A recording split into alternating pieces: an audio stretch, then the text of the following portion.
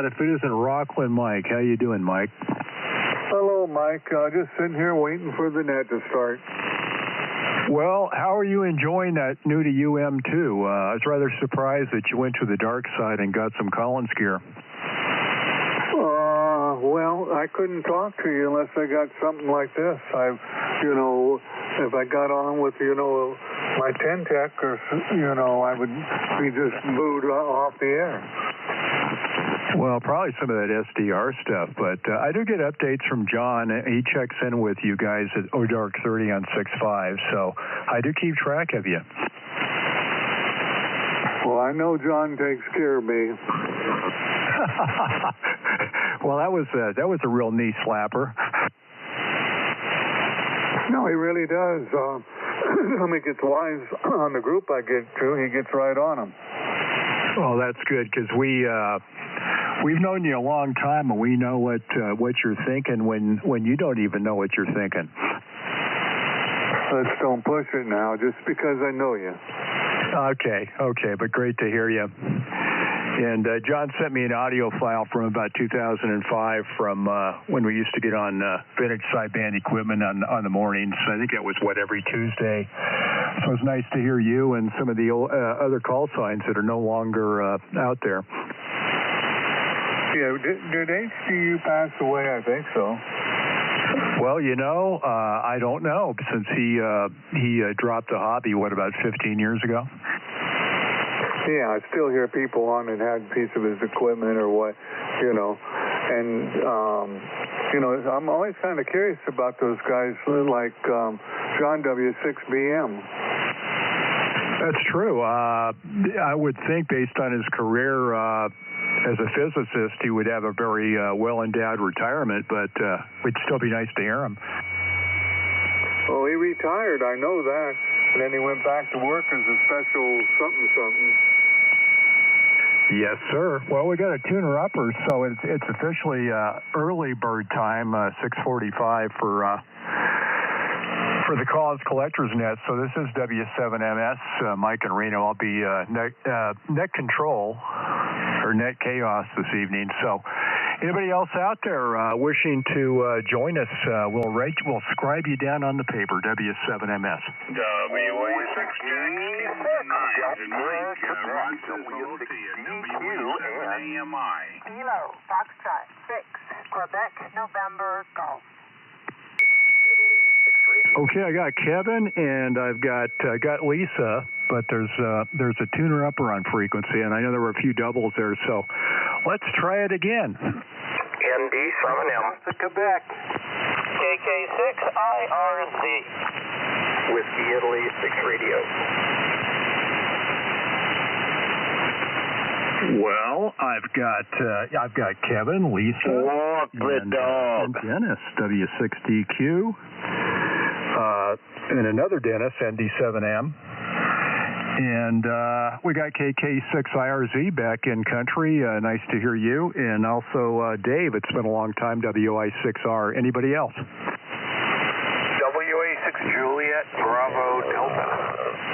WA9 JIB. W6RBJ. Kilo Whiskey 1 November Golf. My gosh, we've got quite an assortment here. We've got Mel, we've got Bob, JIB, and Ron, RBJ, and Ken. I'm chuckling here. And I'm working from memory, so I'm doing pretty good. So we've got JBD, JIB, RBJ, and JW1NG. So anybody else? Well, shucks, I was starting to get writer's cramps, so that takes care of that problem. Well, we already covered Mike in Rockland, so what's new and exciting, Kevin, in the nation's garlic capital? Okay, Mike, thank you very much. Yeah, well, it's another dry day. I was very happy about that, that's for sure. I wanted to mention to Mike, THW, that it was kind of funny you were talking about, W6BM and HTU and stuff like that. I was talking to W7AMI. Rod used to be part of the group there that he was asking the same questions you were, and he was the first person he asked about was you. How's Mike from Penryn doing? So THW, he says. So I go, yeah. Well, I told him I talked to you a couple of times the other day, so let him know that you're alive and well, and gave him an update on HTU in terms of his transmitter only. I don't know if he's still with us or not, but anyway, wanted to pass that on to you. Yeah, he was issued that call as a novice, WN7AMI, back in the 60s, I think it was. I don't remember now what he said. I didn't write it down, but I remember he got the AMI call as a novice. So there you go. Maybe he's AMI member number one, something like that for 7LAN. All right. Did you say who to pass it to, Mike? I don't think so. So I'm going to turn it back over to you because I don't remember. W7MS, W6JKN. No, I just threw it out to you and fine on an original issued AMI call sign. Yeah, I wanted to just run it over to you so you could thank Mike. But this is W7MS taking earlies. Anybody else wishing to join us, I'll add you to the list.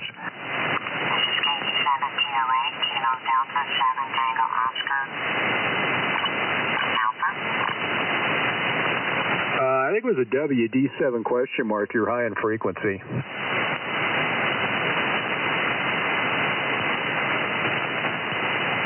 Well, if you want to tune to my signal, or I don't know if you're operating split or what, but you were a tad high. So try again, W7MS.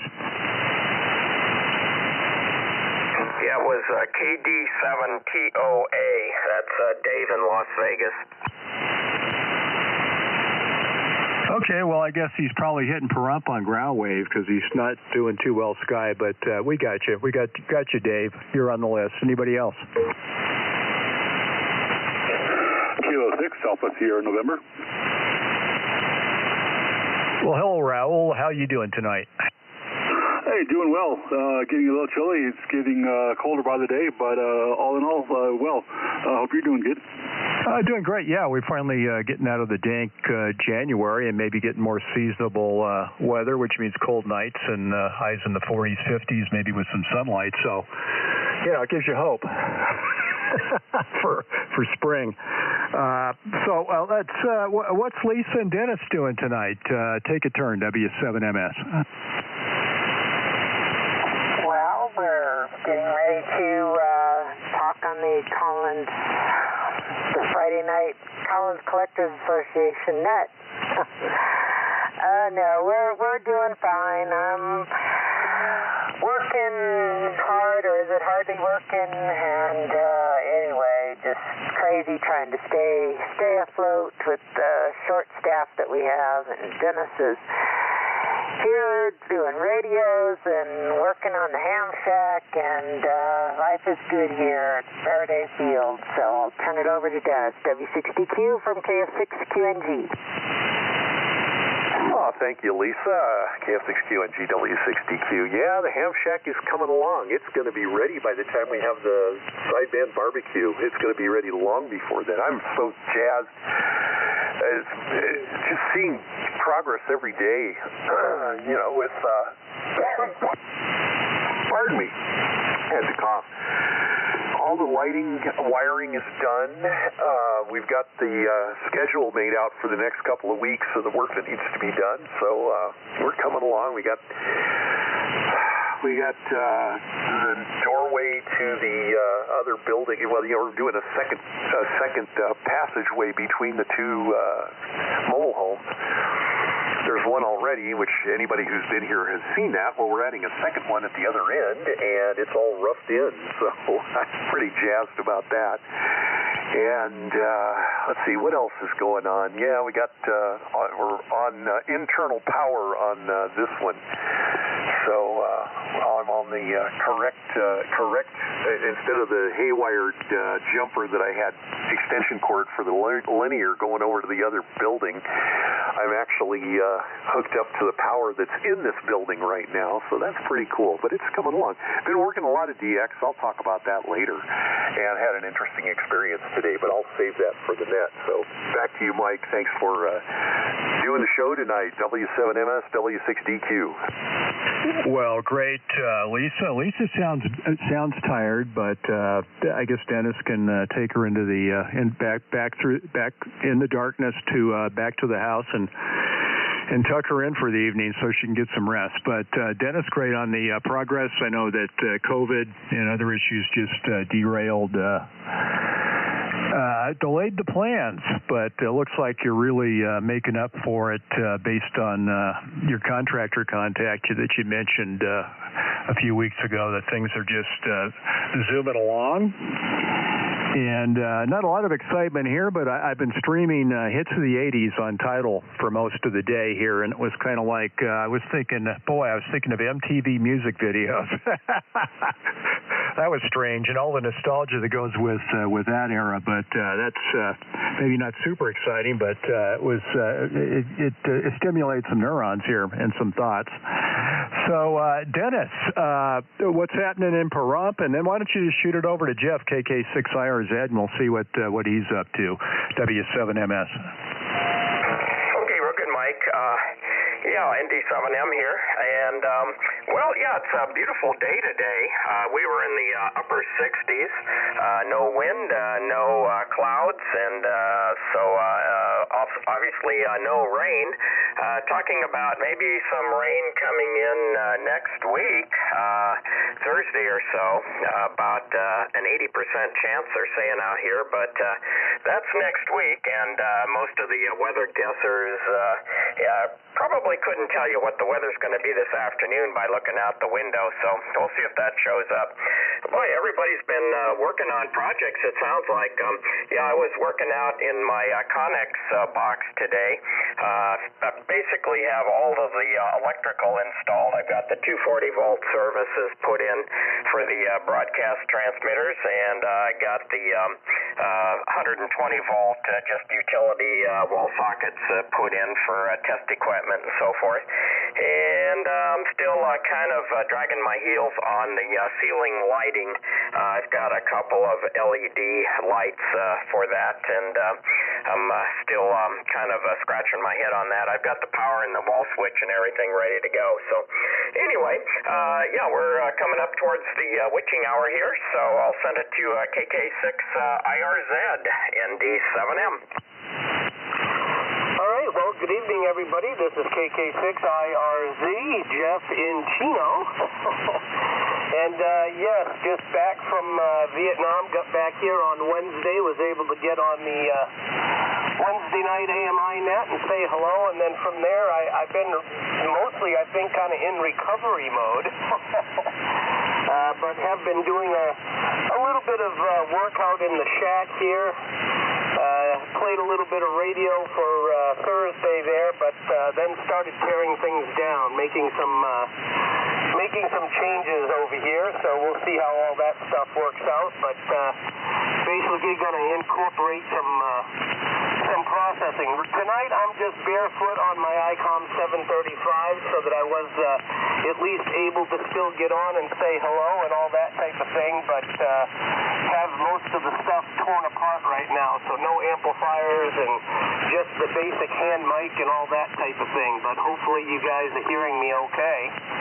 And that's there you go. So as most of you probably know, I was over in Vietnam for my wife's mother who passed, and the big ceremonies and everything that went along with it, and then just kind of a little bit of generally hanging out. Obviously, the reason for going there was a little bit crappy, but it was beautiful weather the whole time. The month was just beautiful the whole time, about 70 degrees every single day and sunshine, and it was just fantastic time, at least weather-wise, but of course the trip itself was a bummer, especially for my wife, who has lost both her father and mother in the last 12 months, so she's had a pretty rough year this year, but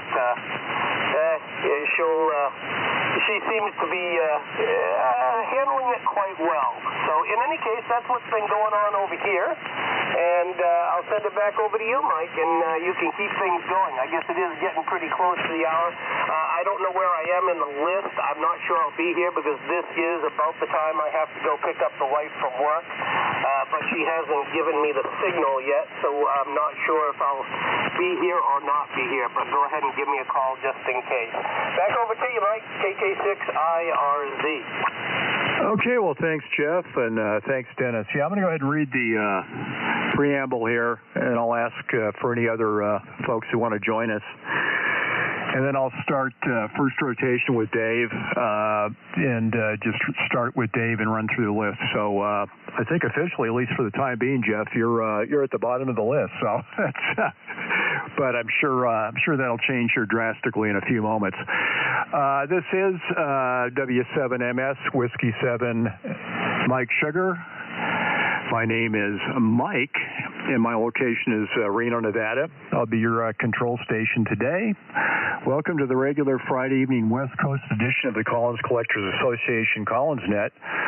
We meet here every Friday evening at 7 p.m. Pacific Time, 0200 UTC Saturday, to exchange information on Collins-related topics. We welcome questions and comments on the restoration and operation of Collins amateur, military, and commercial gear. You don't have to be running Collins equipment to join us. Anyone with an interest in Collins radio is welcome to check in. The purpose of the CCA is to promote the preservation, restoration, and use of Collins amateur radio equipment and to preserve the history and lore of Collins radio. In addition, we provide a technical and historical information archive for Collins radio information. The CCA is licensed by Rockwell Collins to use images, logos, manuals, and printed materials. For more information about the Collins Collectors Association, its forums, activities, services, and how to become a member, please visit our website at www.collinsradio.org. And, of course, that's one word. We all know about the Internet, so I think folks can figure that out. Please help our efforts by joining the Collins Collectors Association. For added fun and excitement during the net, join us on Zoom. We have a weekly Zoom session during the CCA net. Send an email to Dennis, W6DQ at ARRL.net if you would like to join in on the Zoom call. Make sure you identify who you are in the email and maybe an exciting subject line to gather Dennis's attention. So this is W7MS. We'll be starting the net here, but before we start the rotation with Dave, WI6R, we'll give a shout-out here. Anybody else wishing to join us tonight, W7MS? W6MVM, William 6, Mike, Victor Mike. Kilo Fox 7, Tango Yankee, please. Okay, we've got MVM Mike and we've got Tapio, KF7TY. Anybody else? WJ6W. Oh my gosh, we've got Dave from the city that's extremely quiet. WJ6W. Got you, Dave. Anyone else? Okay, what we're going to do here is we're going to hear from Dave in Arizona. We haven't heard Dave in quite some time, and I know he's been facing some challenges, so great to hear you, Dave, WI6R. And then over to Mel, WA6JBD. And then over to Bob. Great to hear Bob tonight, WA9JBD. And then Ron, W6RBJ. And then we'll finish up with Ken in Alpine, KW1NG, and then Ken back to me. So tonight, running the Rockwell Collins HF380, I reconnected it, rehosted it to the Collins 548U5 amplifier, which is probably the one and only 3500Z amp that Collins ever made. And it's been months fallow, so I got to smell that very reminiscent of baking a bleeder resistor smell. So that's gone away, but you always know that something hasn't been operated for some time when you're cooking breakfast on the bleeder resistors. So Dave, over to you, WI6R, W7MS. Fine, Mike. W7MS in the group WI6R. Dave here in Kingman, Arizona. It's been so long since I checked in, probably everybody forgot who I was. But anyway, we're running our S line tonight, 75S3, B32S3, 30L1. And tonight I'm feeding our 160-meter antenna with as low a SWR as I could get it. I've lost my motor drive for my 80-meter antenna, so that's why I haven't been on. But I strung up this 160-meter antenna so I could work the guys down on Clipperton Island that will be finishing up tonight on the low bands and heading back to San Diego after this. So we made some effort to work several times. We've got them on 10 meters.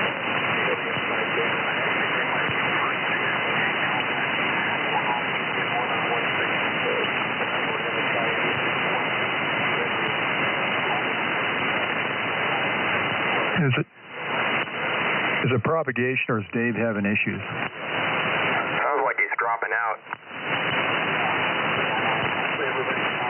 Everybody so far is beautiful 5.9 here tonight. So with my antenna that's maybe 15 feet off the ground, hopefully people are hearing me. I'm not sure I got everybody right here, but I think it goes to Bob WA9JIB. If I'm wrong, I apologize. Correct me, Mike. Yeah, okay, Dave. Goes to Mel WA6JBD.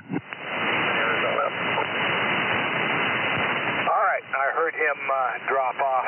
Yeah, WA6R in the Collins net, WA6JBD, Mel in Upland. Dave, just be advised, we all heard you, your signal dropped off.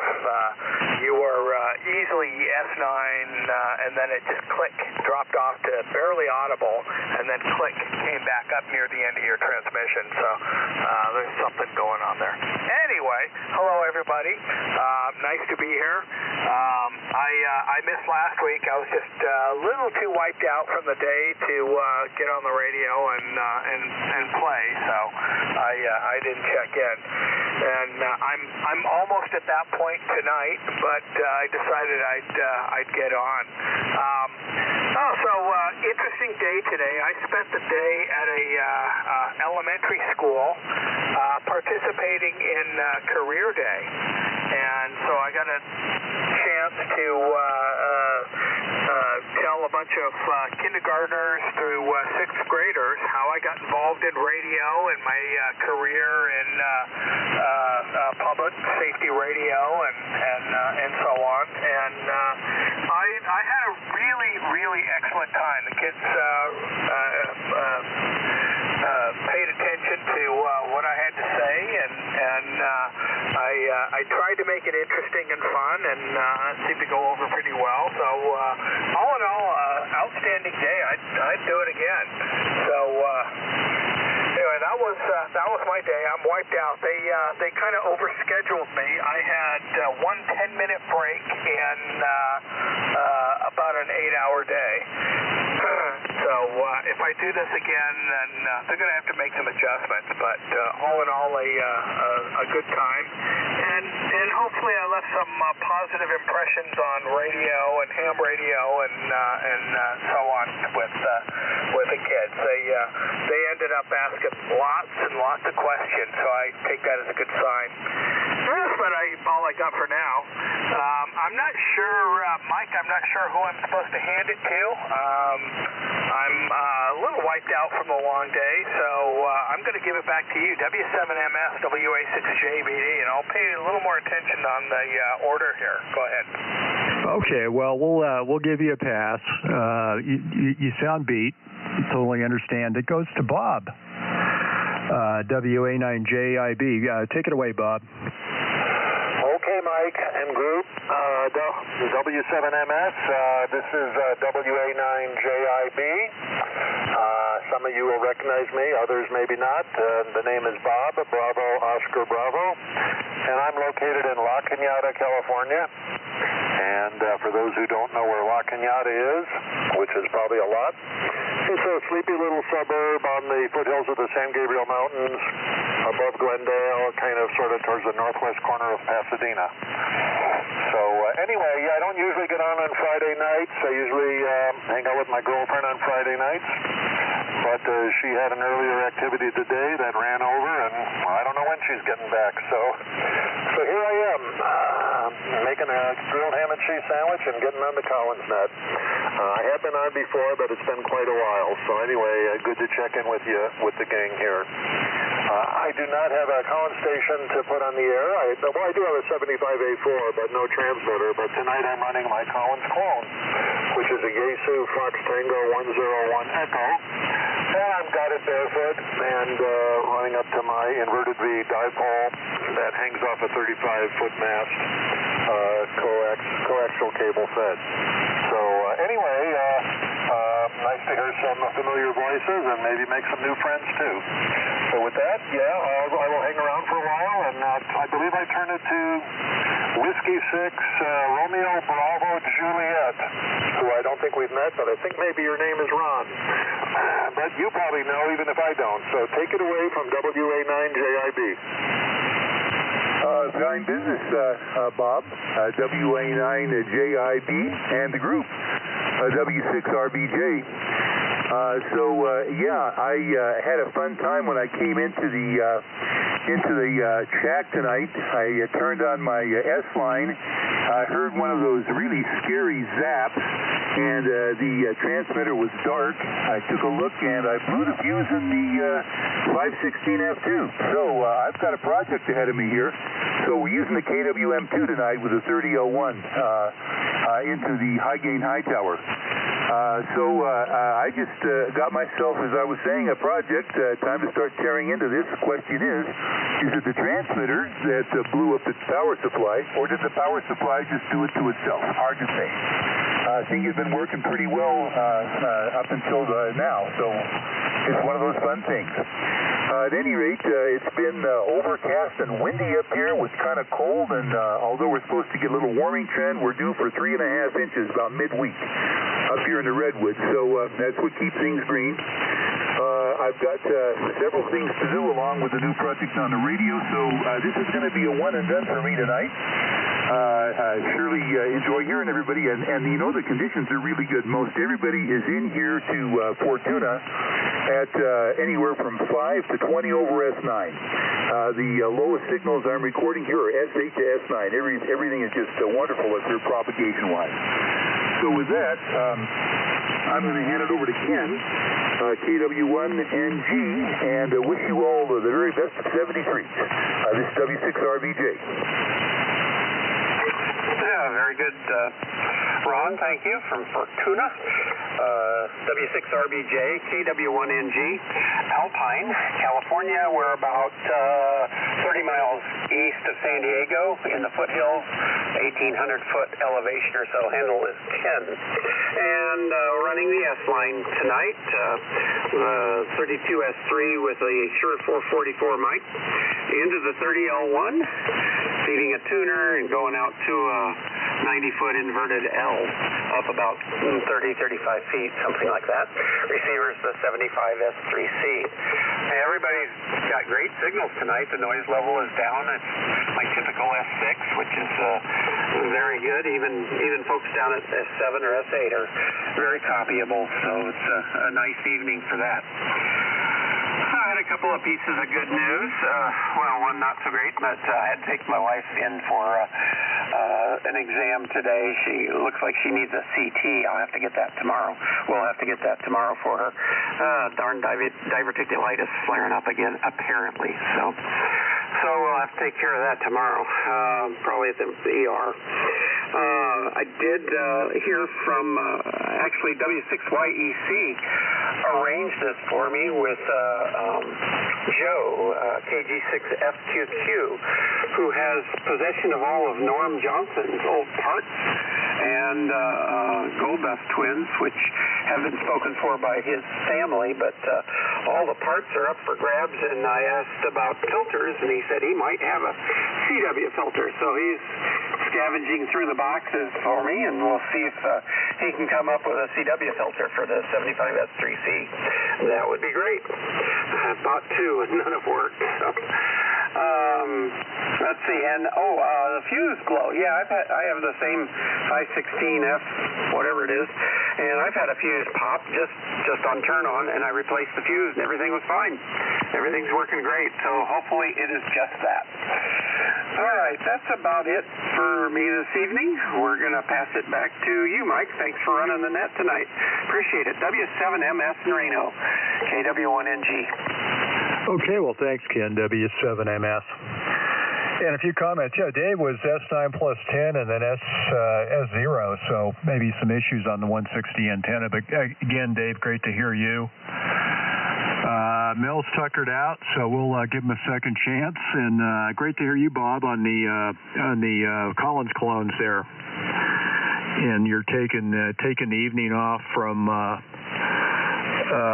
Well, you're flying solo here, and I do recall your previous visits here on occasion on the Collins net. So great to hear you. And you're officially on my cheat sheet, but I haven't had to use it yet tonight. So you are there. There is a record of you being here. And can't find it. So, well, sorry to hear about life issues, but on the other hand, you've got some filters in the possibly in the queue there. So good on that. So we'll give a shout out here for any additional check-ins, and then we'll continue on with the list with Dave in Vegas. But this is W7MS. Anybody else wishing to join us? NY6L, Hesperia, good evening. Well, hi, Jay. We'll get to you in a bit, but we've got you. Yeah, info? Yeah, go ahead. Yeah, Mike, Dave in Las Vegas, he's checked out. He's having some technical problems, so he won't be around. Okay, well, thanks for the information, Dennis. Anybody else wishing to join us? Okay. Well, hopefully we'll hear Dave again. Well, I think obviously you're in communication. He'll get his problems ironed out, Dennis, and join us on another occasion. But he's probably just tonight's not the night. So let me see here as I try to figure out my notes. It's W7MS. We'll line out Dave. 7-3s to Dave if he's listening. It'll go to Raul, K6ASN, and then over to Mike, W6MVM. And over to Tapio, KF7TY, and we'll find out if he's in a warming trend also, just as Reno is. And over to Dave, WJ6W. And then we'll wrap it up for this session with NY6L, Jay in Hesperia, up there in the high desert. So K6ASN, W7MS. Hey, W7MS in group, K6ASN. Not a lot to update this week. Got pulled away mostly on work. But here on the ICOM 7610 here on the doublet, about 55 feet up in the air in the city of Wrightwood, California. The elevation here is about 6,000 feet. Temperature is going on about 35 degrees. Not a lot to report, but I did manage to find somebody who's willing to part with a KWS-1. So looking forward to making a trip out to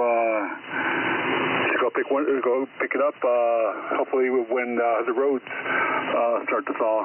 We're due for some snow about a week or so. I think we're due for about a foot. So yeah, should make things interesting. So with that, I'll pass it on to W6MDM from K6ASN. K6ASN, W6MVM. Good to hear everybody tonight. Oh, wow, the signals are really bombing in. And we're on the Collins S1 line and with the 30L1 from Vietnam. 1959 S1 line, D104 Mike, and heading out to a G5 RV. Anyway, here in the foothills of Sonora, California, not too far from Yosemite. Anyway, just wanted to say good to hear everybody, and let's see, there was something I wanted to say. Oh yeah, we're going to be doing field day. Tuolumne County is going to be out on field day as K6TO winter field day tomorrow. We'll probably be on from 9 to about 2 from Columbia Park with stations on CW and SSB. So if anybody needs to pick up Tuolumne County, look for us. We'll be on probably all 10 through 20, mostly, since we won't be that late. But anyway, be good to hear anybody who wants to join us. Anyway, it's a good... I'm trying to get my 75A4 KWS1 in here and get it on the air, but haven't got to that yet. And we're going to move everything over here to the Sonora Ranch, Brienne's place, and I'll leave the Soulsbyville location. Anyway, let me pass it on to Tapio, KF7TU, W6MVM. W6MVM KF7TY. Well, real fine, thanks, Mike. You got a fantastic signal up here into Ellensburg, Washington. And so does everybody. And Mike, W7MS, thanks for running the net tonight. Booming signals from you. Actually hearing everybody real well up here. I know the band must be going along a little bit. We were on the Drake net last night, and it seemed like it started going along there toward the end there, too. But, yeah, real fine.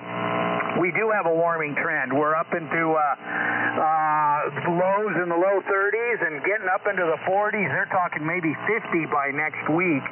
But we got rain coming now and wind. So we've had a big inversion layer here the last week with a lot of fog. Rig here tonight is a KWS1 75A4 combination, and pumping it out to a wire antenna this evening. And the hand mic is actually a Heath kit hand mic I'm using tonight. So it seems to work real well. But anyway, no, it's been a good week here, getting a lot done here. A lot of organizing, cleaning. I did last weekend try to operate on the 6-meter contest, and it was pretty much a failure. Propagation just wasn't good. Worked a few people here on the West Coast, northwest really, but I just could not get any 6-meter DX anywhere into the other parts of the country or pick up any new grid square. So I was disappointed in that. Trying to work on my VUCC on 6 meters, but I got a long way to go on that. But anyway, I've got an old, I'm going to revamp an old Drake TR6 I've got sitting around for that. Right now I'm using something else a little more modern, but want to try to run it with the old TR6 and use that. Well, that's what I got. We're going to send it down to Dave, WJ6W, KF7TY. Take it away, sir. Okay, Tapio, very good. Very nice copy down here tonight, KF7TY. And so it's a pleasure to listen to you, and thanks, Mike, for hosting tonight. You're doing fantastic as usual. And let's see, we're running tonight the KWM2 30L1, our normal Collins setup here, and hopefully we're getting out as well as everyone else. So, let's see. I don't know, I don't have too much to report, except I just received about a half an hour ago a new backup battery for the shack here. I ordered a lithium iron phosphate battery. I wanted to experiment with one of those to learn about them, because I'm thinking of doing a do-it-yourself battery backup for the house. And so I thought I'd get a smaller one for the shack to replace the AGM battery that's in there now and see how that works out. So I'm all excited about playing with that tonight and getting it charged up and put it in place tomorrow sometime. So that's my ham shack stuff for this week and beyond probably. So let's see, we're looking forward maybe to some more rain next week for Southern California and I guess all of California. So I'll be in for that. And I guess that's about it. So we'll send it over to Jay, NY6L for the Collins Group. And, I wanted to say hi to Bob, JIB. Nice to hear you on tonight. So over to Jay, NY6L, WJ6W. All right, Dave, thank you very much. Good evening to all. And the Collins Net, NY6L, Jay here in Hesperia. We're not on the Collins S line tonight, but we're on the Kenwood TS690 running the Ameritron AL80B amplifier, about a little over 1,000 watts on peaks, into a Palstar HF auto tuner, into a brand new off-center fed dipole that I have up to 80 through 6 meters, and be interested in get some signal reports, see how that works out. But I'm just really pleased on how the antenna is performing. I had my previous dipole, which was an 8040 meter trap dipole with a W2AU a 1-to-1 Ballon, which had water in it, and I had intermittencies in it, and just drove me nuts. So I had Juan KB6KMU come up, spend the weekend last weekend, and help me out, and I got a lanyard also onto the push-up, and it's now it's going to be a lot easier to do antenna maintenance if need be. So all right. Okay, so I guess it goes over to W7MS to pick it up. NY6LJ here in Hesperia, and hello to Bob JIB out there. 30 man switch, WI6R. Okay, Dave, big improvement. Okay, well, thanks for the update, Dave. W7MS here. Yeah, we'll start with the last with Jay. Well, good deal on the antenna. You were S9 plus 10 plus 15, so conditions are good, and your antenna is good. And it's great not to hear the Southeast U.S. I was really surprised when I was doing my initial tune-up and trying to figure out what I was going to do tonight, that the band was so darn quiet. Not typical. So it's hopefully propagation will continue. And Dave, fine on the lithium iron phosphate experiment. I've heard a lot of good things from folks who have moved on in battery technology. And so I guess you're being incremental, and for obvious reasons, it ain't cheap, but good deal on that. Tapio, fantastic on the VHF contest, and tied into a TR6 in the future.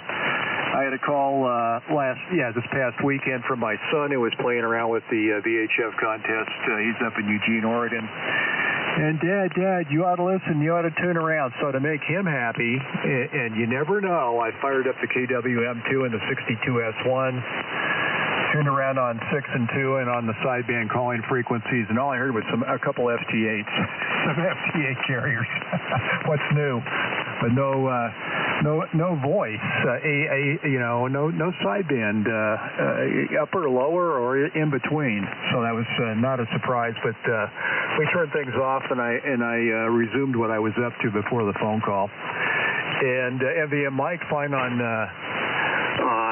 Winter Field Day coming up. Well, maybe we'll tune around tomorrow, and we don't need Tuolumne County, but it'd be nice to have a two-way signal report exchange with your field day stations. And Raul, good on 6,000 feet, and awaiting the pickup on the KWS1 purchase. I'm only at 5,200 feet, so close, but you win the elevation contest tonight. So to discuss my projects, this was one that had been delayed for 3 years due to lack of ambition that was enabling the W9RAN Bob Nichols boards with the Epson programmable chips that was meant to be installed over 3 years ago in my 18S4 Collins aircraft transmitter receiver, so I could move it onto a frequency other than 3870. Since crystals are unobtainium, and also you need the offset crystal for the receiver, so you need a 455 high side rock for the desired receive frequency. So we did that. Had to do some modifications on both crystal oscillator circuits, since they wanted to behave great when they needed to excite a crystal, but when it came to providing, say, a buffer amplifier, there were some deficits, but it's back together and running. So I'll be ready to operate it on our vintage military net frequency, which is 3974 on Sunday morning. So we'll give that a shot. And that was pretty much kept me busy puttering from time to time over the past week. It's great to be retired because you feel no pressing ambition or deadline. So if you got tired of it, you just walked away and did something else, or pursued other social activities. But enough of that. One last shout out. Anybody else wishing to join us? And then we're going to start with Rockland Mike there. He'll be at the top of the list. Anybody else want to join us? W7MS. Okay, nothing heard. So, Mike, you're up. And hopefully you're still up and awake. Take it away, W6THW to WA6JKN. And then over to Lisa, KF6QNG, W6DQ Dennis, and then we'll finish up with the second Dennis, ND7M, which is unusual. There are two Dennises and two Mikes, so I think we're doing well. So, well, three Mikes. Sorry, Mike. W6THW, W7MS. Okay. W7MS, W6THW. You thought I couldn't stay awake this long at my age, huh? Well, I fooled you. Anyhow, good to hear everybody. I didn't see anybody that was under 5 by 9.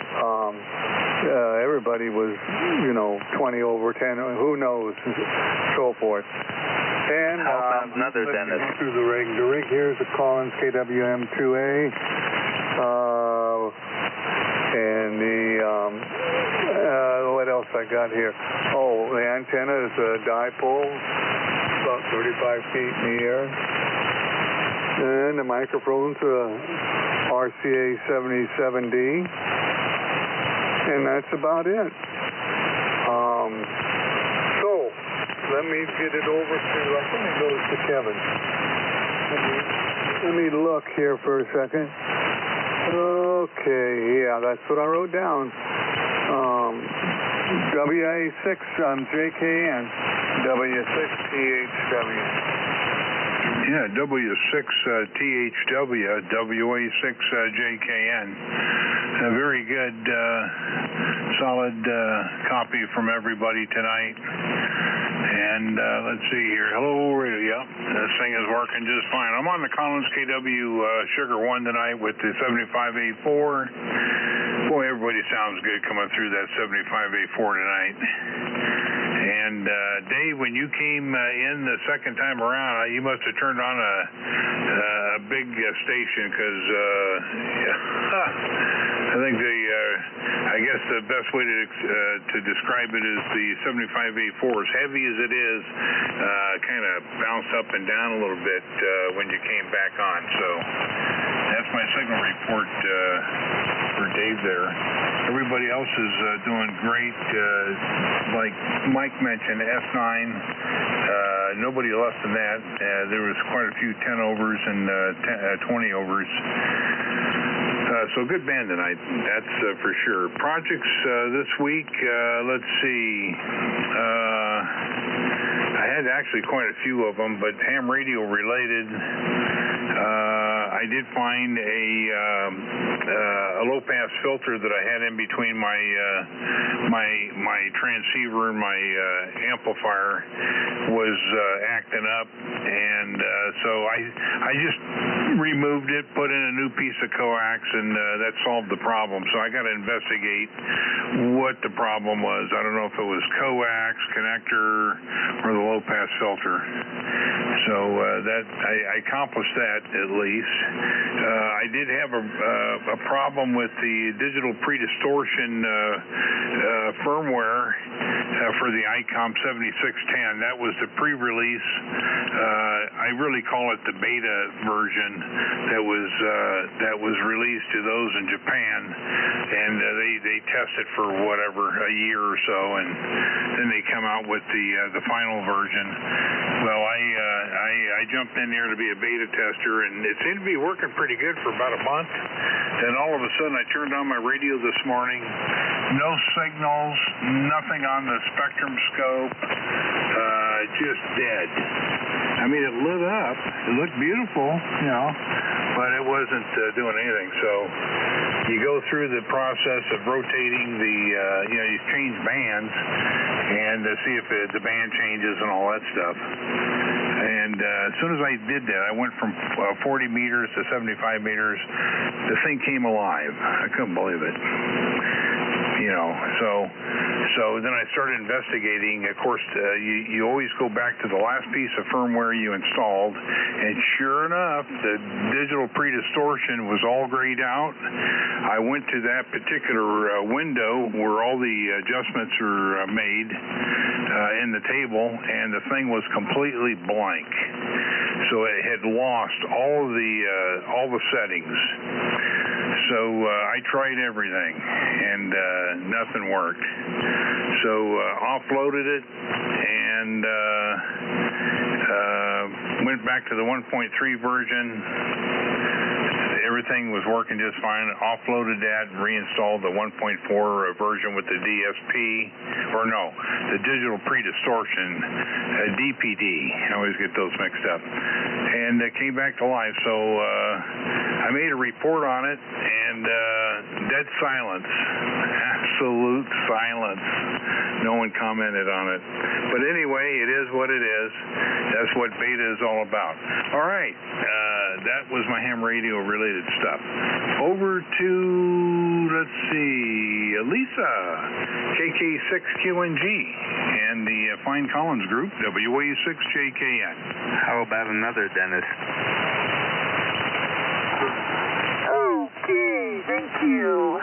Thank you, Mike, for running the helm this evening and enjoying the conversations and the stories going around. So, always a good thing, and yeah, definitely I'm tired. It's just been a heck of a few weeks there at work, and had some other stuff going on. Family members, but luckily that's turned out okay, but it's just been a kind of a roller coaster emotionally this week. So I am tired. It's good to have the weekend and time to get refreshed and start all over on Monday. So for that, wish everyone a great weekend. Stay safe, stay warm, dry, and we'll hopefully catch you next week. So over to you, Dennis W60Q from KF6QNG. Okay, Lisa, thank you very much. And I heard another Dennis in there, I think. Oh, my gosh. Another Dennis tonight.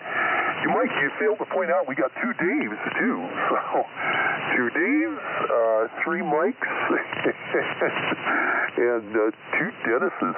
Maybe a third Dennis. It's getting to be that every Mike, Dennis, and Dave is named, every Tom, Dick, and Harry is named Mike, Dennis, or Dave. There we go. I'll get it out. Anyway, yeah. KF6Q and GW60Q. Yeah, it's been a good week. I mentioned earlier in the pre-net that contractors been here working, got a lot of work done in the last 2 weeks. Pretty much all of the electrical is completed as of today. All we have to do is install the the buckets for the lights. They're all ready to just hook them up. The wiring is in there, but we got to paint before we put those in.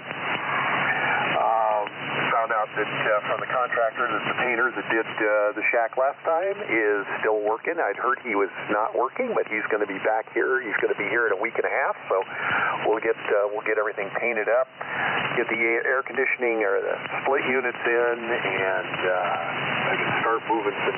Well, we got to get the flooring in too, but I'll be able to start moving some equipment over there. So by the time we get to the barbecue here in April, we should be all done, and I'm going to be sitting fat, dumb, and happy here. Pretty happy about all this. Let's see, I'm running the S-line tonight, or we are running the S-line tonight, sorry. Never mind. We're running the S-line 32S3A, 75S3C, 30S1, and I'm hooked up to the inverted V, but we're listening on the loop, the horizontal loop, and boy, the band is, I shouldn't say it because it's going to jinx it, but the band is quiet. S3 noise level here tonight, and signals are just magnificent. So it's good stuff there, guys. You guys are all sounding really, really great. Tapio VHF contest. Yeah, I did a little bit of that last weekend as well. Pulled in 138 contacts and 71 grids. My claim score 97.98. I just operated on 6 meters, single op, single band, and got confirmations my VUCC just topped 151. So I'm really happy about that. 150 on 6 meters. Just need a couple more states, and I've got worked all states on 6. And I just started doing that, getting into it. I've been working 6 meters for years, but I never really tried to be competitive or anything like that. Try and get to work all states or DXCC or anything like that. I just started on that last year. So I'm one state away from 5-band DXCC, and that's Vermont on 80 meters. And maybe with a little luck tonight I can work them. Clipperton's been fantastic. I've worked them in multiple modes on multiple bands. Here's something funny that happened today. I got to send him an email. It'd be a trip if he was actually on here. I wish he was, but he hasn't been with us for a long time on the nets. But Bobby Hallicrafters, W60ZI. I was working Clipperton on Foxhound FT8, and they came back to me and they came back to Bobby at the same time, which was really cool. So I've got a picture of the screen with both of us up there on the same line in FT8. So that just cracked me up. Like, Bobby, haven't seen him on the air for a long time. But that was pretty cool. Let's see, what else is going on? Working on radios. Got the CE 100V sitting on the bench right now. I've been going through it. It did have a problem. I couldn't null the carrier out, and I was getting a lot of the opposite sideband, so I'm going to tear into that. But I'm working on just cleaning it up, and I found the vernier was basically caked with dried out grease, so I've stripped all that out. I'm going to re-grease that. And check all the tubes and check all the voltages and see where we're at, and maybe get that thing back on the air. So that'll be nice. Mike, you got a great signal. It's good to have you on board here. The HF380 sounded good, and do appreciate you running the net tonight. And I'm going to send it over to Dennis number 2, and I maybe we'll stand by and see if there's a Dennis number 3. So ND7M in the Collins net, W6DQ. Yeah, Dennis in Pahrump. Let's stand by for the other Dennis. I did hear him break in, but I was rather relaxed and away from the foot switch. So anybody else wishing to join us, W7MS? Oh, here we go. This is Dennis number 3, N6KI. There you go, Dennis, N6KI. We'll put you at the bottom of the list, and we should be there shortly. But there's some variations on mileage here, but nice to hear you. But yeah, 3 Dennises tonight. So over to Dennis in Pahrump, ND7M, W7MS. Okay, thanks, Mike. W7MS and the Collins Group, ND7M. Yes, this is Dennis, and as Mike just said, we're in Pahrump, which is a little bit west of Las Vegas. Well, gosh, yeah, tonight we're still running our usual setup here that we've been going on the past few weeks, running the KWM2 with the static 10D mic, the Alpha 77SX amp, loop antenna, and the band is really nice tonight, very quiet, and everyone has great signals, very enjoyable. Well, not much radio-wise, Collins-wise going on for me this week. I got one of my Yaesu Quadra amplifiers repaired. Last year, it lost the finals. Best I can attribute it to, it was like a static discharge. We had lightning in the area, and it didn't work after that. So it's all back online, happy and working just the way it should. So it took a little bit of time. There's 8 FETs in there that have to be replaced, and also when one of the finals was getting weak, it kind of affected the power combiner, and so I had to replace the resistors, the balancing resistors in that. For the stations that are experiencing the 516F2 blown fuse issues, there's actually a service information letter dated from January of 1976 on that problem. And just to kind of paraphrase it here, investigation has shown that the cause of the problem is arcing in the rectifier tubes V1 and V2. It continues on. It says the tubes V1 and V2 should be removed, and Semtech SCH 5000 solid-state diodes should be installed in their places. The change will increase the output voltage by approximately 12%, and the respective bias must be readjusted in the transmitters under use. I've had this issue in several of my 516F2s over time, and usually those were remedied by putting in a better set of rectifier tubes. But in fact, the 516F2 I'm using now has the solid-state tubes in it, solid-state rectifiers in it.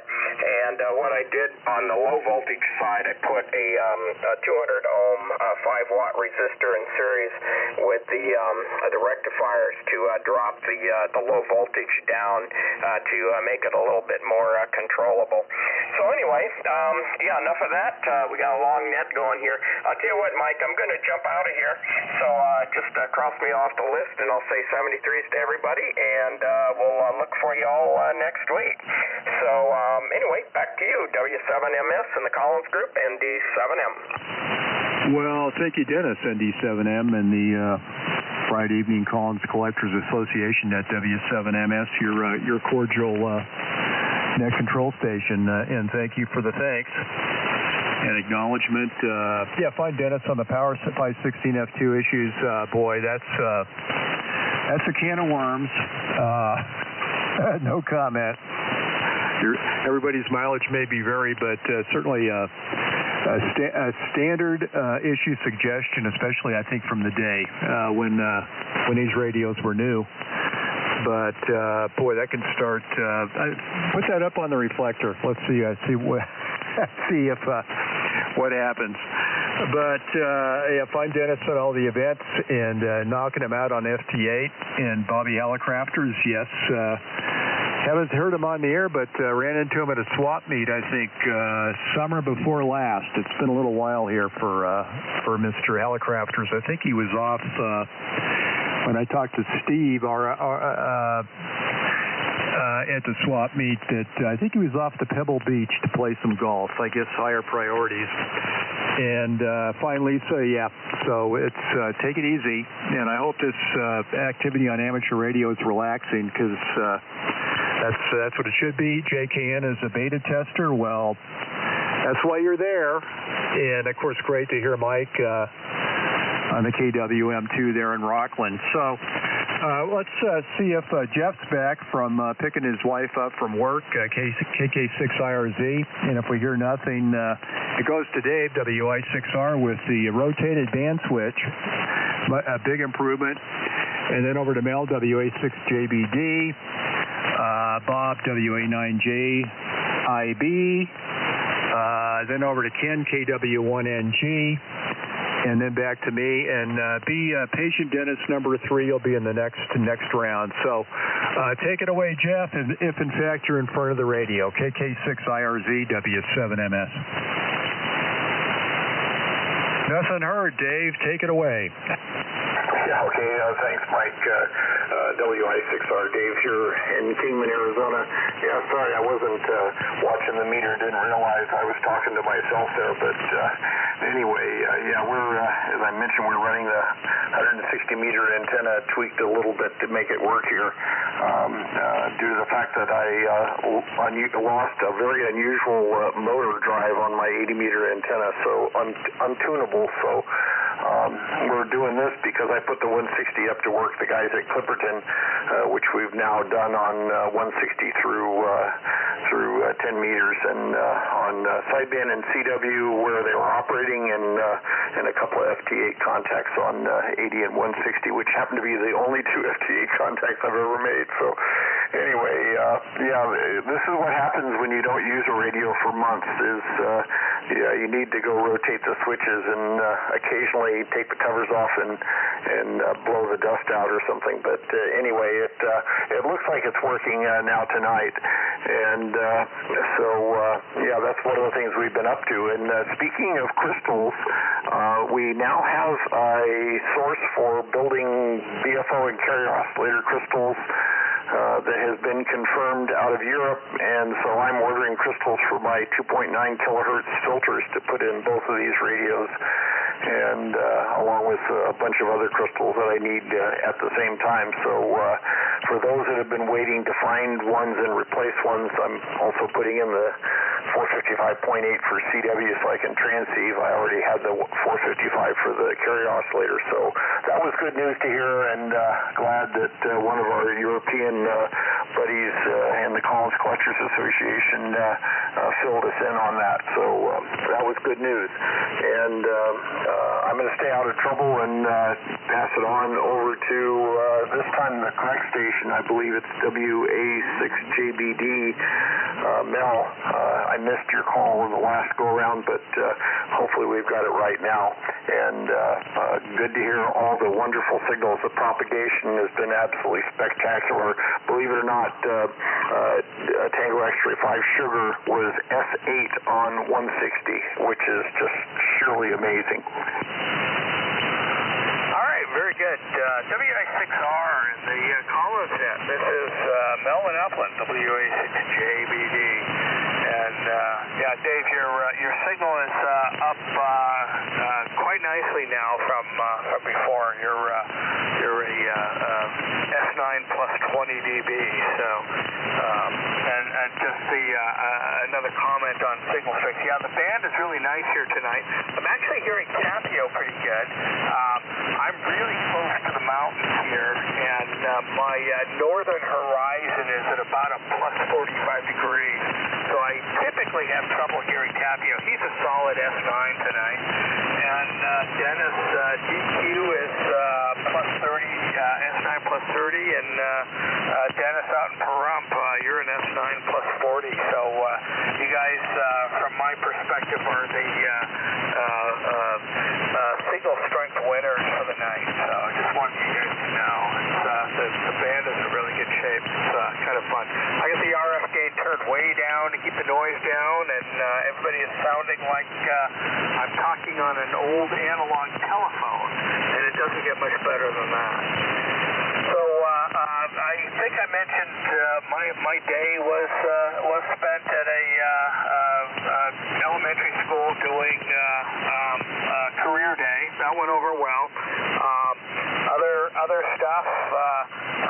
I did a little bit of work on my HF antenna. I'm running on a doublet, a 43-foot per on each leg doublet, and I'm kind of starting to do some work. I'm hoping to trying to persuade the thing to tune up on 160 meters, and I used to run run 160 with 100 watts with an auto tuner, and when I went to the Palstar BT1500 with higher power, that tuner doesn't work. So I'm engineering some solutions. We'll see how that goes. But I made some modifications to the existing antenna, brought the ends a little further up from ground level, and seems to be working okay. I did try to get Clipperton a couple of times this week, and no joy there. I think I'll wait till after the weekend when the pileups are starting to die down, when people get tired of working them. We'll see how that goes. But I'm not real big as a HF DXer. My forte is microwave DX. So if I don't work them, I'm not going to lose sleep on it. And I think that's about all I got for this go-around. I guess I probably should mention the rig here. 32S3 transmit, 75S3B receive, Dentron DTR 1200L amplifier with about, feeling its oats tonight. It's peaking out at about 900 watts, so make big noise. And Mike, I do appreciate the second chance to redeem myself. I did take better notes. And so WA9JIB, Bob and La Cañada, take it away. This is WA6JBD in Upland. Okay, Mel, WA6JBD in Upland, WA9JIB, Bob here in La Cañada. Stand by one. Testing one, sorry. The meter on the Yaesu was a little sticky. Anyway, a couple flick of the switch and it's fine. The meter on the power meter is just fine, so everything's fine here. Yeah, still on the FT101E. So, well, Mel, you are really booming in here. 40 over, maybe 45 over, something like that. Hey, maybe that's what stuck the needle on my meter. I'd send you the bill, but I got it fixed. So, no, tremendous signal. Everybody's coming in quite good. Band is very quiet. No QR Nancy, no QR Mary. So a really nice night to be on 75 meters. Let's see.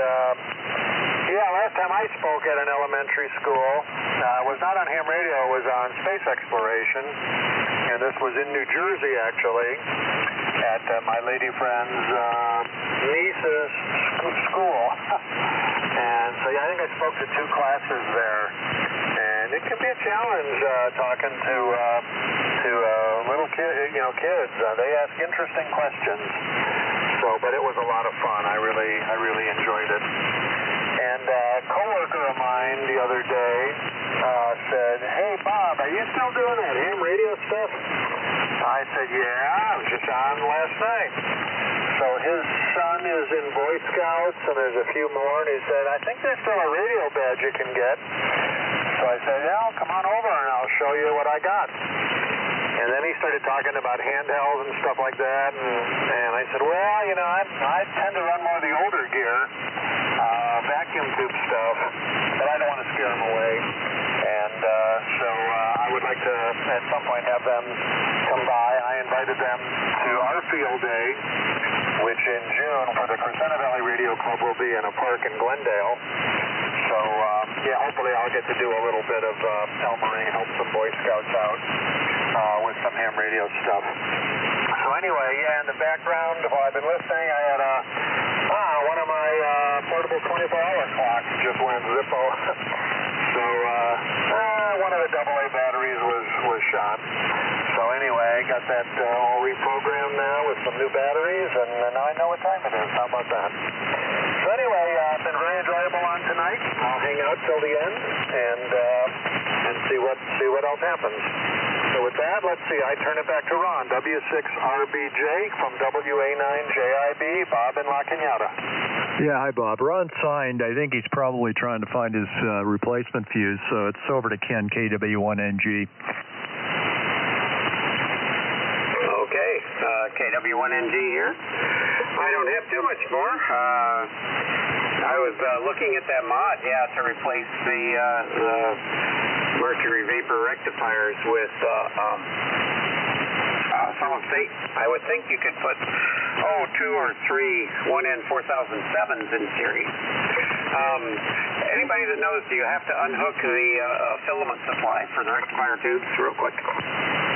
Well, there are a lot of variations. Some people use the filament supplies in a buck mode to lower the high voltage on the secondary.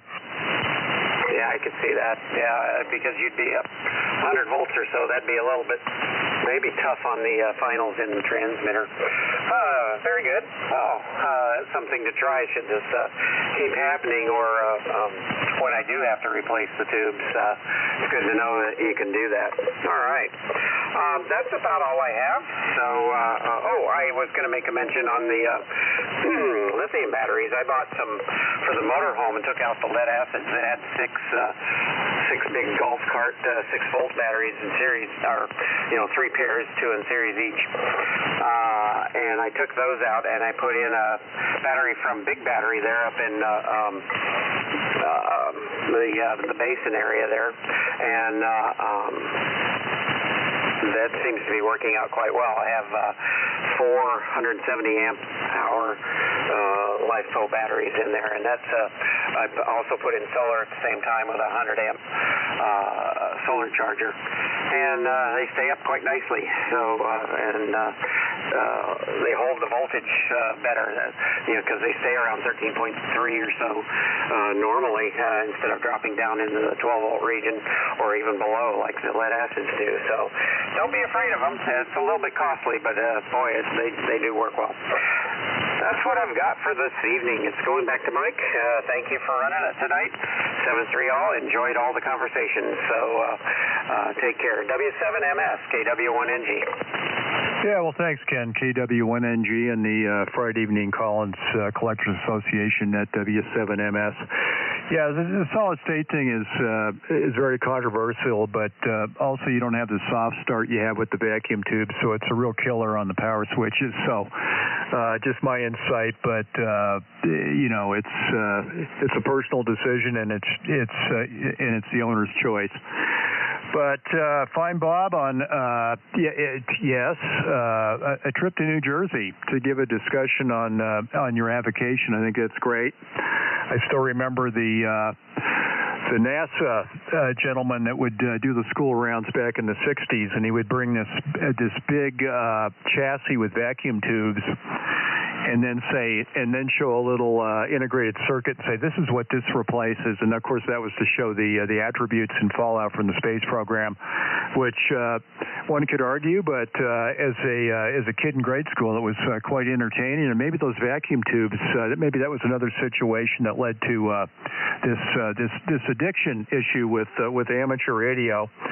And find Dave, great signal on this time around, and good DX.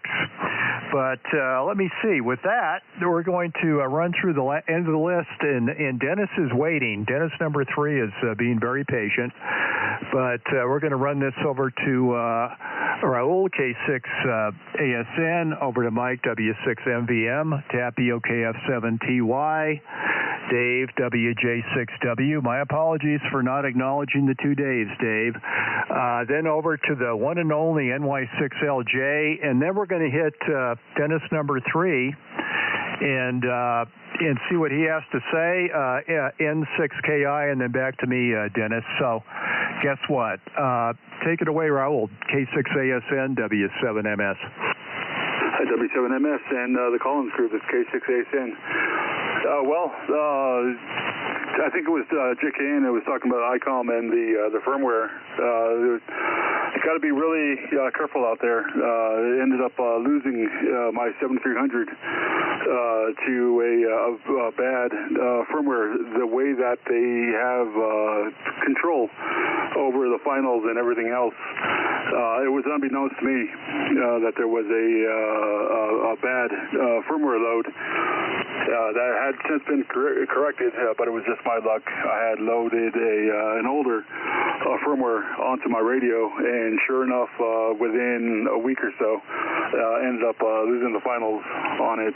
But a quick repair trip up to ICOM and got that fixed. But it's quite a difference in comparing it to the Collins equipment, that we're all on here to talk about, the idea of an FPGA controlling the finals, just something that doesn't come into practice on this old Collins gear.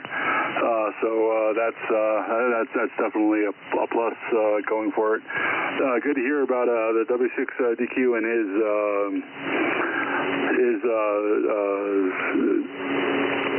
the grid square chase. I'm early on in my ham career. Hope to the TXCC chase rather. I hope to at some point before I leave this earth, I hope to definitely get one of those completed.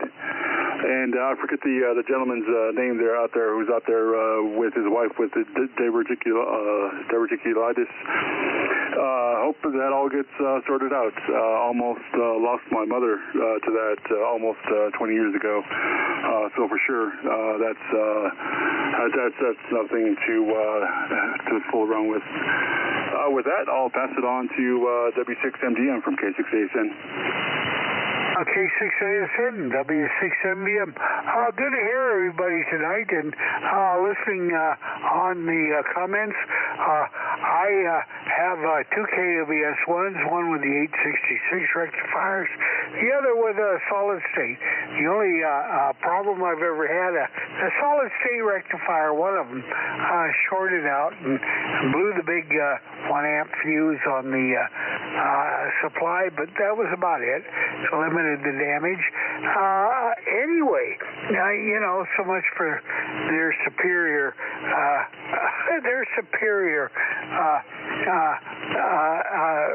They do short out rather than the 866s, which just kind of die.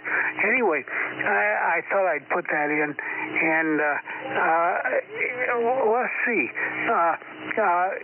We are running that. Thanks for referring to our K6TUO winter field day from probably 9 to about 2 Saturday. I hope people will listen for us. I'll be on CW as K6TUO on probably 10, 15, and 20. I'll try them all and try and get it going. I'll only be running about 30, 40 watts. Anyway, it's good to hear so many people running other stuff. I've got one other rig I kind of want to put together, and I haven't done it. I'd love to get a hold of an SX101A and a HT32A, and I run that. That seems to be a hell of a nice rig, and I've never run it. The only problems I've heard about it is it's not real stable, but I had an SX101 back in the 60s. That was my main receiver from Honolulu, and I had a great time with it. Though I hear the SX115 is probably a great receiver too, but it's so hard. Everybody wants one of those, and trying to get one used is ridiculous. Anyway, I'm loving the Collins gear, and I hope I've got a whole lot of it. I want to get my HT32, my 32V3, the 32V3 online with one of my good receivers here soon and get it on CW. I do a lot of CW operations, so the S3 line is really good for that, but also I really love running CW on the KWS-175A4. Anyway, enough of this, and let me pass it on to Tapio, KF7TY, W6MDM. I hope I got it right that time. You got it perfect, Mike. W6MVM KF7TY. And you got a fantastic signal in here. And hello to everybody else that checked in there also. And I'm reading everybody real well, right from the top. And no, it's great. Let's see, what do I got here? Oh, yeah, Dennis, I'm envious. You made some great contacts there on 6 meters. That's cool. Yeah, I like working 6. It's a lot of fun. And, yeah, Mike, yeah, years ago I had a 62 S1 too, but ended up selling that to a fellow that really wanted it really bad. So I decided just to go to a different rig and operate 6 on that. It was a nice piece of equipment, but just didn't find using it too much. Not around this area. By the way, since people were throwing out the elevation number, Ellensburg, here we're at 1757. Not quite as high as some of you, but 1757 is where we sit here at the house. Okay, yeah, it's been a nice net, and we'll send it down there to Dave. He's been getting a little bit of rain down there, I think, in Tarzana, I think, and hope it dries out down there. WJ6W, KF7TY. KF7TY, WJ6W. Yeah, we've gotten some rain, Tapio, and we're looking forward to some more middle of next week. Yeah, we are drying out now, but it's okay. Keep the rain coming. Hi. Let's see, elevations. We're about 1,200 feet actually here. That might be surprising for being in Los Angeles, but we're up in the hills a little bit, so we're sort of elevated. And let's see, Ken, thanks for the experience on the lithium-ion batteries that you have in your RV, and they're working out great.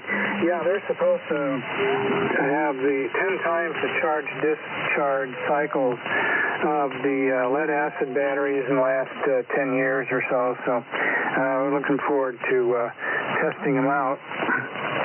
And we had power outage here recently. I did use the battery that's currently in my backup battery system here, and I used it to power a TV and the satellite receiver and the ham radio for a little bit, not transmitting, just receiving.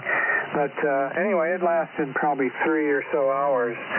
So this one is about 3 times the amperage, and should last through a good long power outage if we need to use it again. Anyway, let's see. Raul on the 7300 firmware. My gosh, bad luck there. I have a 7300 and I did update. I think it's current, but I waited many months before updating, mainly because I was lazy, but maybe that was inadvertently a good idea, and maybe that's a good idea for any of these radios. Wait for a while to see if everything's okay and that they don't issue a correction on the things. So, let's see. I think I'll keep it fairly short, and I'll say 73s to everybody.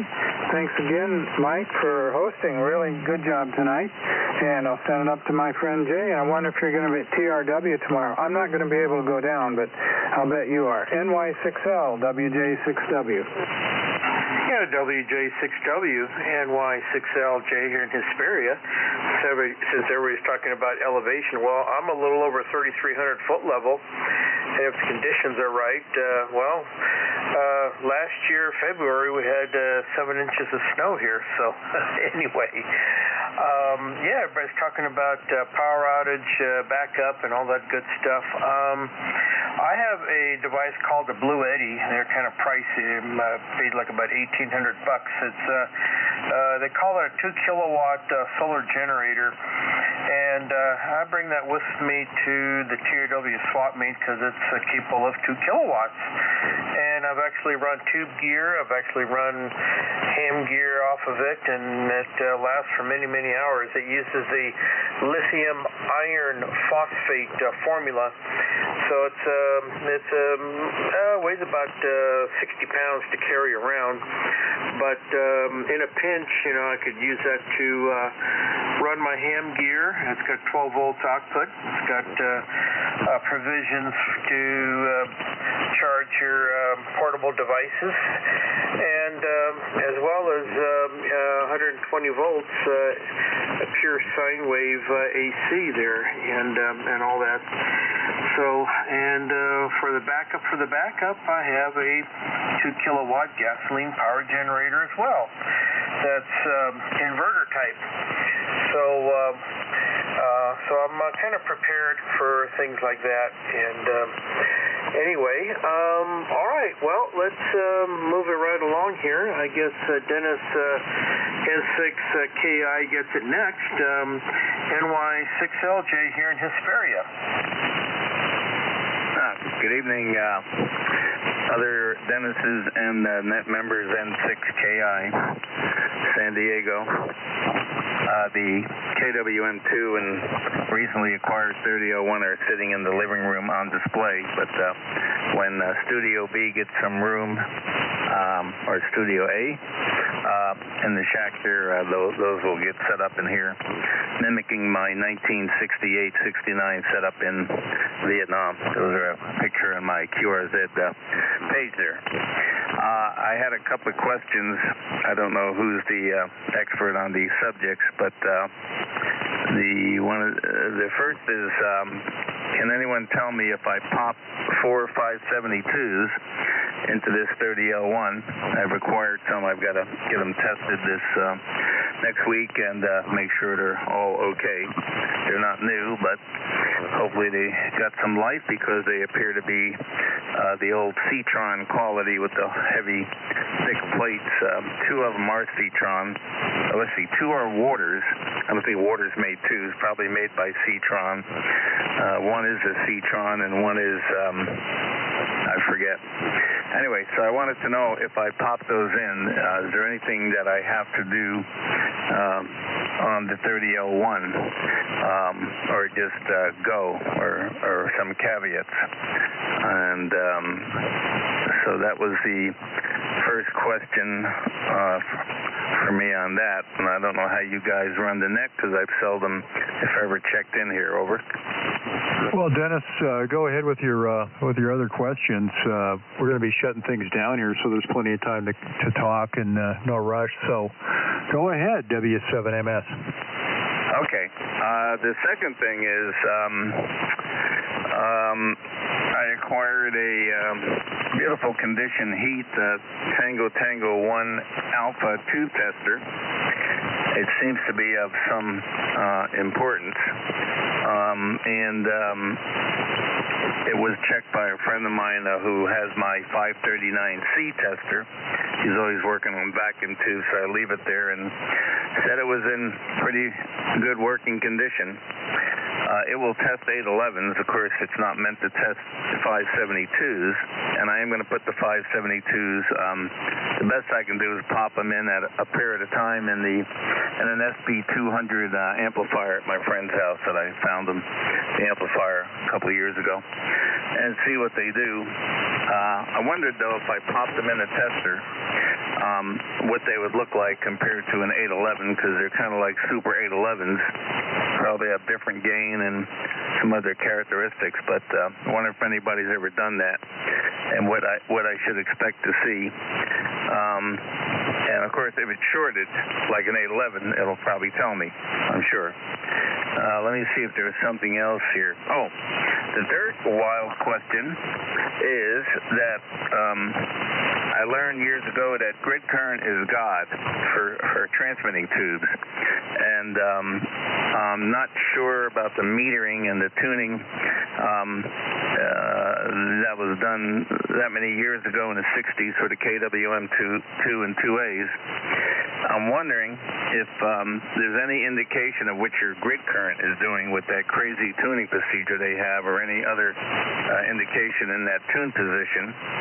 And has anybody crazily, and I don't know if you could do it, taken that position, rewired it, and maybe translated current through an op amp or something to drive the meter right, and measured the grid current going on with the 4811, since those are very wimpy tubes, and it seemed like the last thing you want to do in the 811 is run the heck out of it with excessive grid current. Of course, I would put the circuit back if I sold the thing, but while I'm using it, I would love to see grid current metering. Anyway, so those are my questions there. Over. Well, some good questions. Just stand by a second here. I'm going to hit my cough switch.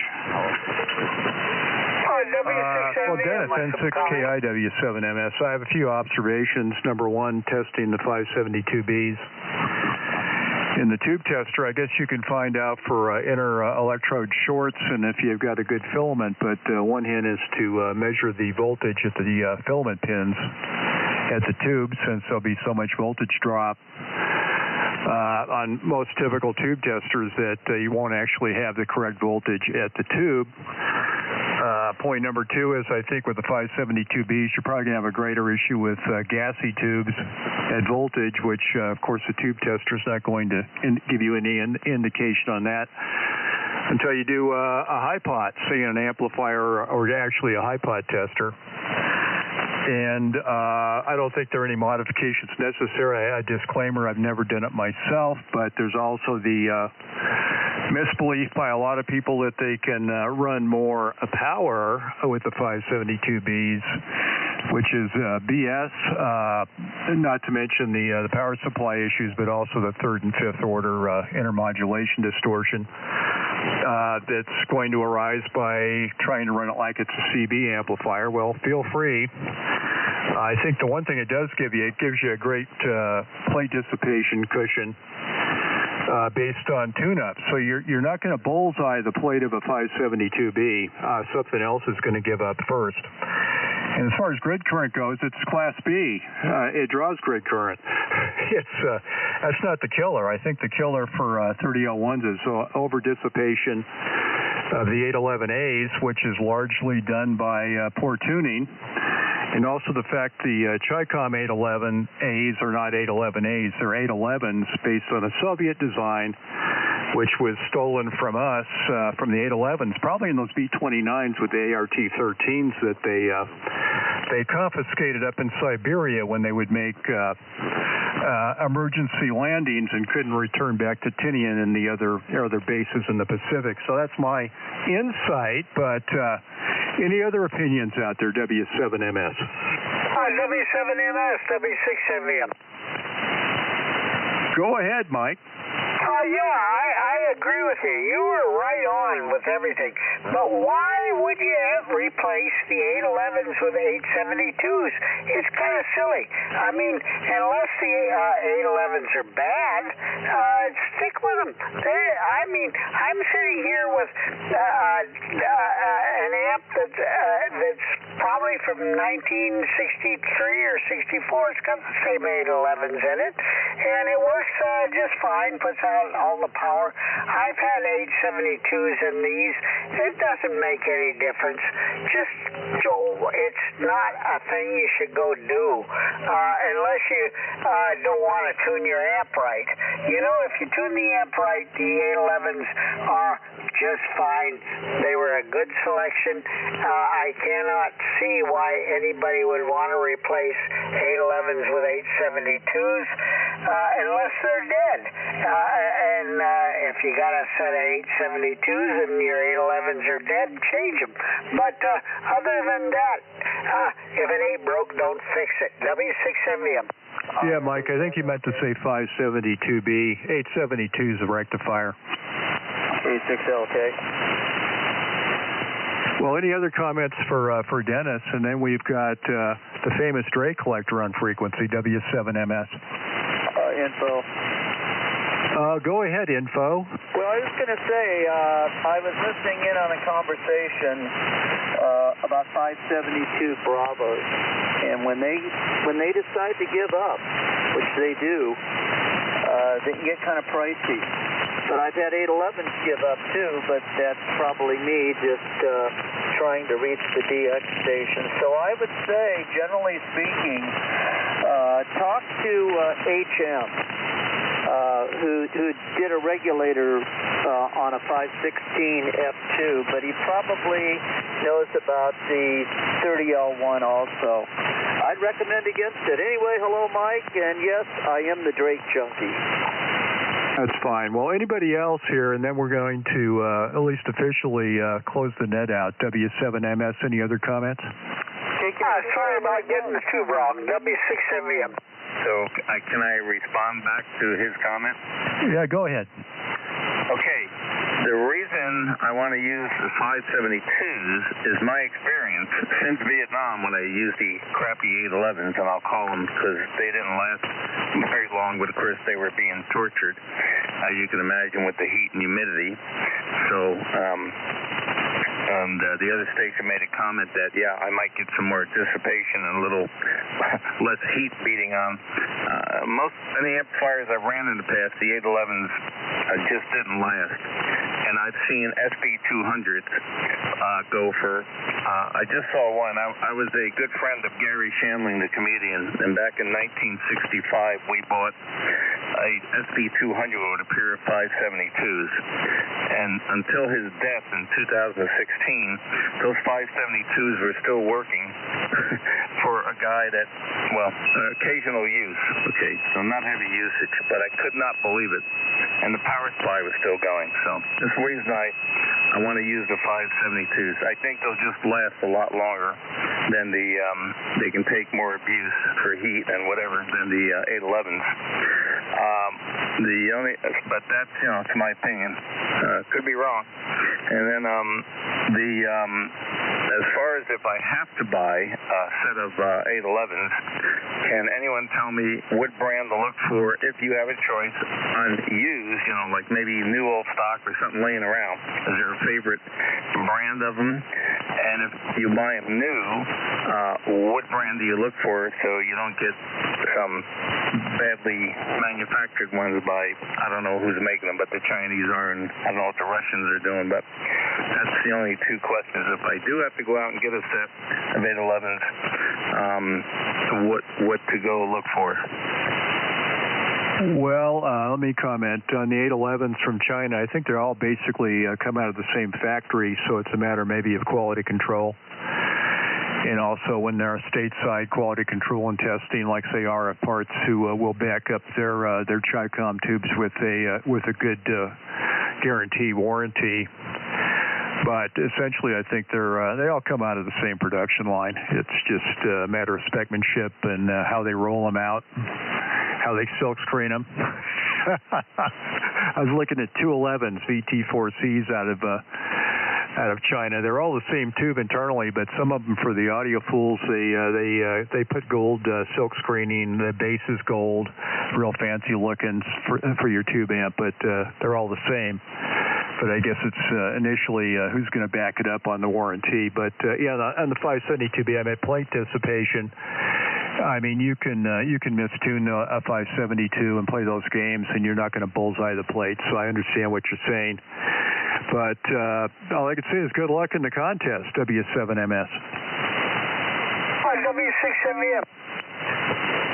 Go ahead, Mike. I'm running a Vietnam air amp. It's right out of the war.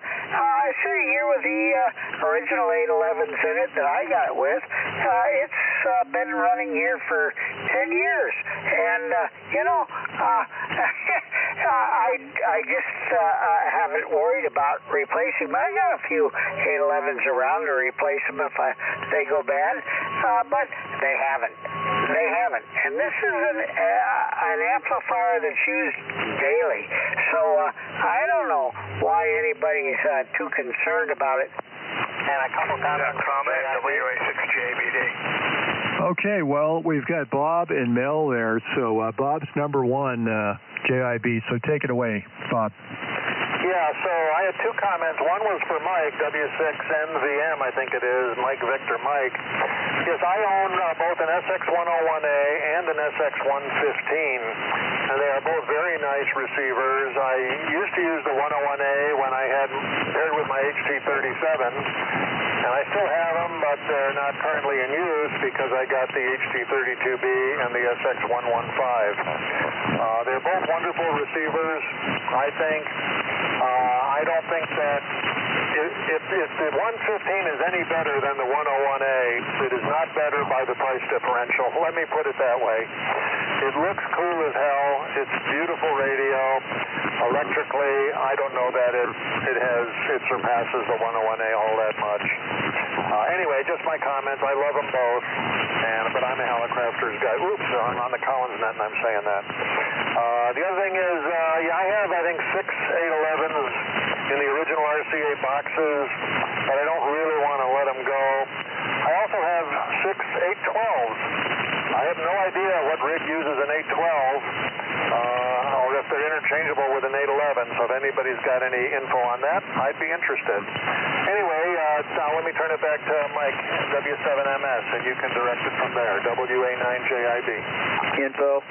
Yeah, we got you, Bill, W7MS. Yeah, the 812s are a low mu tube, mostly like a series regulator. They're used like in the Central Electronic 600L, so they're not interchangeable. So stand by, Bill. Let's Mel has something to say, so take it away, Mel, W7MS. All right, thank you, Mike. W7MS, WA6JBD. No, I just wanted to weigh in on the 811 872B commentary. I think there's a lot of perceptions on the quality of the 811s, and I think if you're talking about recently manufactured tubes, there's a lot of concern about the quality. An example, I have a 3-year-old 811H amplifier from Ameritron, and after about a year of use, one of the tubes arced, just went bang. I've been in the radio business for 50 years, so I'd like to think I know how to tune up an amplifier, but I had a fairly early failure on one of the tubes. I replaced them with 872Bs, and I haven't had any trouble. I'm not expecting any more power out of the thing, but they have greater plate dissipation, and I think the quality tends to be a little bit better. I think the specifications tend to be a little bit better than what's rolling out that the Chinese manufacturers are referring to as 811s. I think if I had the choice of a brand new 572B or a 30-year-old Citron 811, I'd take the 30-year-old tube. If there's perceptions from some folks that the 811s are just fine, they probably are, but they're older tubes. If you're dealing with brand new tubes coming off the manufacturing lines out of China today, I'd go with the 572Bs. So that's opinion based on some loose experience, and it's worth the paper it's printed on. So anyway, with that, I'm gonna say 73 to everybody. It's been a fantastic net. I'm gonna listen in the background, but I have spoken my piece on the 811 572B discussion. Kick it back to you, Mike. W7MS, WA6JBD. Good night. Talk to you next week. Well, thanks, Mel, W7MS. Yeah, comment to Dennis there on Gary Shandling. Great. Saw him years ago here in town for a New Year's Eve show, I think at the old MGM Grand. And didn't know he was a ham at the time, but after he was deceased, and they had the special on HBO on Gary, I noticed a nice KWM 380 in his ham radio collection there that was shown, and that was quite an eye opener. So. Bill, the voice of Lake County has a few things to say. So K6LK W7MS, and then over to Dennis. Yeah, thanks, Mike. W7MS K6LK. I was just going to comment to the Hollycrafters guy that I may be able to help him out there on an SX115. It's been collecting dust for a while. I was on the end of a 101A many years ago, and I think the 115 was a little bit later and had a better footprint. But anyway, that's to the Holly Crafters guy. And back there to you, Mike, and sorry to interrupt the Collins net from a Swan junkie, ex-Swan junkie to a Drake junkie, but I still respect Collins. It's very nice equipment, and I've owned some of it in the past, and I might own some in the future. W7MS, K6LK. Well, Bill, you're such a bragger, but let me officially close the net because we got carried away. This is too much fun. This is W7MS. Officially closing down a little late here based on the Q&A and various opinions, and that's just great. So we'll return this frequency to normal amateur use, which means Dennis.